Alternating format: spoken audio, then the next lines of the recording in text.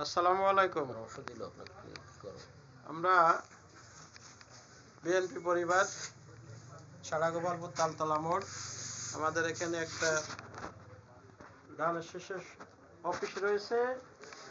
আমরা ধানের শীষের অফিস, এখানে আমাদের মহান নেতা জনাব তারেক রহমান সাহেবের ছবি রয়েছেন। এই যে আমাদের অফিস, এখানে আমরা অফিসের সবাই সাধারণ ধানের শীষের কর্মী, আমরা সবাই কর্মী ব্যতীত কেউ নেই।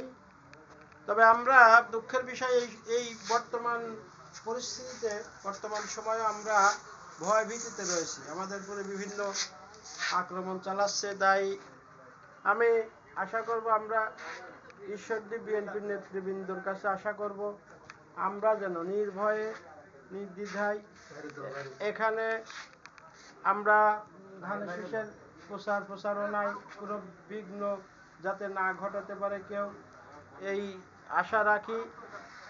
আমি আশা করব আপনারা যে ভিডিওটা দেখবেন, অবশ্যই আমাদের এই ভিডিওটা শেয়ার করবেন।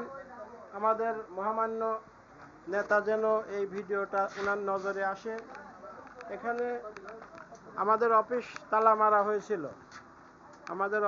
মারা হয়েছিল, আমরা পরে তালা খুলেছি। এখানে কিছুক্ষণ আগে পুলিশ প্রশাসন এসেছিলেন, তেনারা আমাদেরকে চেক করেছে এবং দ্বিতীয় পক্ষ তাদেরকে এখান থেকে কন্ট্রোল করে ওনারা নিয়ে গেছেন।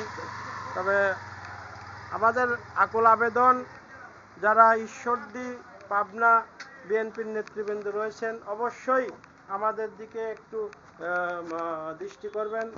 আমাদের এখানে আরও অনেকেই রয়েছে বিএনপির কর্মীবৃন্দ। আমার বড় ভাই আছে এখানে, শামসুল ভাই, একটা কথা বলবেন, উনি কথা বলবে না। রিপন ও সাবেক ছাত্রদল নেতা পাকশি শাখার আব্দুল আলিম। আসসালামু আলাইকুম প্রিয় এলাকাবাসী, আমরা দীর্ঘ প্রায় 1 মাস যাবৎ ধানের শীষের পক্ষে বিএনপির এই অফিসটা করেছি। এরপরে আমরা বেশ কয়েকটা প্রোগ্রাম করলাম।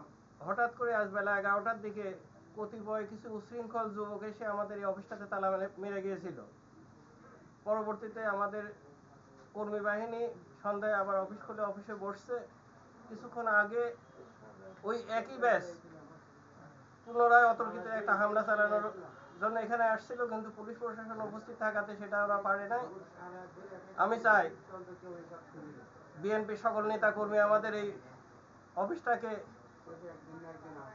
সুনজর দেন। ধন্যবাদ। এখানে আমাদের আরো স্থানীয় ছেলেপেলে রয়েছে, যারা সবাই বিএনপির, কেউ নেতা নয়, কর্মী না, ভক্ত এখানে রয়েছেন সবাই। তাদের সামনে ঘটনাটা ঘটে, তো আমরা একটু মানে ভীতি মনে করছি, যদি কেউ কোনো খামখেয়ালি হয়ে যায়, এতে আমরা একটা ক্ষতির মধ্যে পড়ে যাব।